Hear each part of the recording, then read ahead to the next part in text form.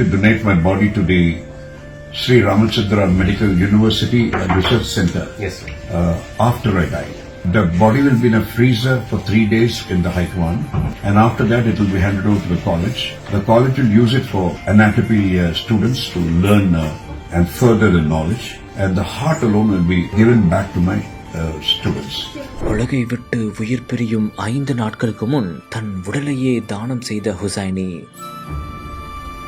தன் உயிர் பிரிந்தாலும் பல உயிர்களை காப்பாற்றி இறைவன் அனுப்பிய தூதனாக மாறிய செயல். I'm very, very proud to be doing this. I think everybody should do that.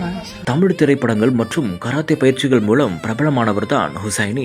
சமீபத்தில் புற்றுநோயால் பாதிக்கப்பட்ட இவர் சிகிச்சைக்காக தனியார் மருத்துவமனையில் அனுமதிக்கப்பட்டிருந்தார். இந்த ஒரு சூழலில் சிகிச்சை பலனளிக்காமல் உலகை விட்டே உயிர் பிரிந்து சென்றுள்ளார். முக்கியமாக தான் உயிர் பிரியும் 5 நாட்களுக்கு முன் அவர் ஓர் நெகிழ்ச்சிகரமான செயலை செய்துள்ளார். ஆம், அவர் தன்னுடைய உடலை ஸ்ரீ ராமச்சந்திரா ரிசர்ச் சென்டருக்கு தானம் செய்வதாகவும் கூறியுள்ளார். முக்கியமாக தன் இதயத்தை மட்டும் தன் மாணவர்களுக்கு திருப்பிக் கொடுக்க வேண்டும் என்றும் அவர் கேட்டுள்ளார்.